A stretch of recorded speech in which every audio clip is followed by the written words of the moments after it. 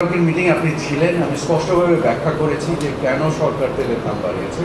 সরকার প্রায় 2000 কোটি টাকা অর্থ মন্ত্রণালয় এই বাজারকে স্থির রাখার জন্য ভর্তুকি দিয়েছে, যার বিনিময়ে তেলের দামকে আমরা তারপরও আমাদেরকে আপনি রাইটলি বললেন 8 টাকা ভর্তুকি দিতে হয়েছে। আমাদের কাছে তথ্যের কোনো গরমিল নেই। আমরা যে তথ্য সংগ্রহ করছি ট্যারিফ কমিশনের মাধ্যমে, এবং আপনারা জানেন যে ভোক্তা অধিকারকে কাজে লাগিয়ে আমরা একটা বাজারের শৃঙ্খলা স্ট্যাবলিশ করার চেষ্টা করেছি। বহু অংশেই সফল হয়েছি, কিছু অংশে ব্যর্থতা ডেফিনেটলি আছে। আর মুদ্রাস্ফীতি আর 14 টাকা এক জিনিস না। মুদ্রাস্ফীতি হচ্ছে একটা সামগ্রিক প্রতিফলন আপনার টাকার ক্রয় ক্ষমতার বিষয়। আর 14 টাকা যে দাম বেড়েছে, আমরা এটা বাড়াতে বাধ্য হয়েছি, কারণ আপনারা জানেন যে সরকারের যে যে রাজস্ব ঘাটতি রয়েছে, পরিচালন ব্যয়, আপনার এখানে ইলেকট্রিসিটি চলছে, এখানে লাইট জ্বলছে, সরকারের যে নিজস্ব যে পরিচালন ব্যয়, এই ব্যয়ের টাকাটা তো তুলতে হবে, না হলে রাষ্ট্রকে দায় তৈরি করতে হবে। রাষ্ট্র বিদেশ থেকে বা ব্যাংক থেকে লোন করবে, এই লোনের টাকা তো ডাইরেক্টলি ও ইনডাইরেক্টলি আপনাকেই দিতে হবে। সো আমরা কি সেটা করব না আমরা নিজেদের সামর্থ্যে চলার চেষ্টা করছি? এই কষ্টটা অবশ্যই আমাদের জন্য আমাদের অনেকবার চেষ্টা করতে হয়। আপনি নিশ্চয়ই জানেন যে 30 তারিখে আমাদের যে অব্যাহতিটা দেওয়া ছিল সেটা 30 তারিখে শেষ হয়ে গিয়েছে। গতকাল 14 তারিখ, আমরা 14 দিন নিয়েছি, এবং আমরা এই প্রথম 14 দিন সময় নিয়েছি বিভিন্ন রকমের বিশ্লেষণ এবং নেগোসিয়েশনের জন্য ইন্ডাস্ট্রির সাথে, এবং ফর্মুলার থেকে ইন্ডাস্ট্রির উপরে আমরা অনেক বেশি চাপ দিয়ে আমরা যে মূল্যটা ফর্মুলা অনুযায়ী আসে, আমরা তার থেকেও প্রায় 9 টাকা দাম কম করেছি। এবং আমরা এটাও আমি ব্যাখ্যা করেছি গতকাল যে আমরা আরও প্রতিযোগিতা তৈরি করার চেষ্টা করছি এবং তেলের স্থানীয়করণ করার চেষ্টা করছি।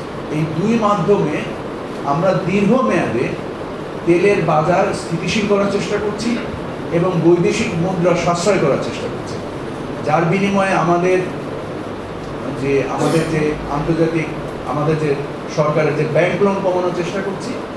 সো আমরা প্রায় 550 কোটি টাকা প্রতি মাসে এই ক্ষেত্রে রাজস্ব ঘাটতি হচ্ছিল।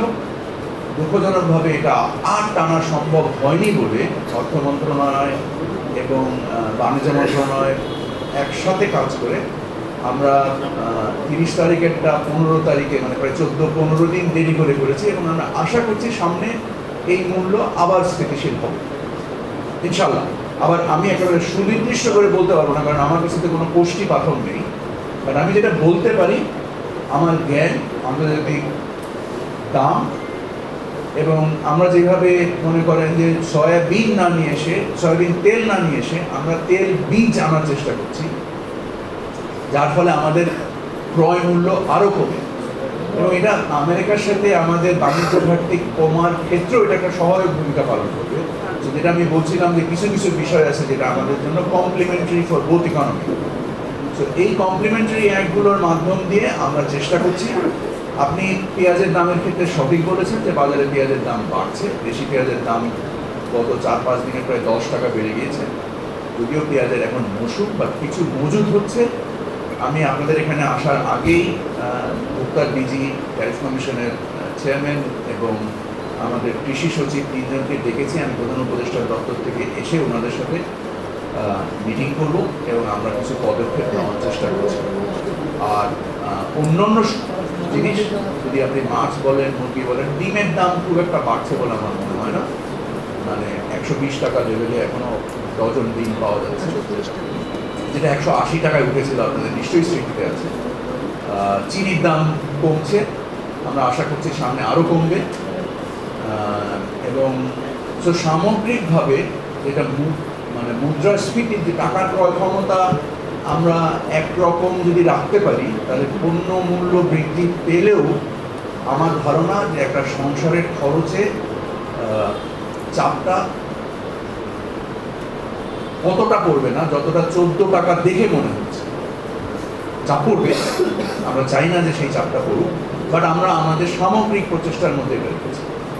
জি, ধন্যবাদ মাননীয় উপদেষ্টা মহোদয়কে। উনি আমরা জাস্ট একটা বিলেছে আমরা আমাদের আজকের ঘটনা সমাপ্তি করবো। এর আগে আপনাদেরকে বলতে চাই আবারও ধন্যবাদ, কৃতজ্ঞতা প্রকাশ সকল থেকে আপনি আমাদেরকে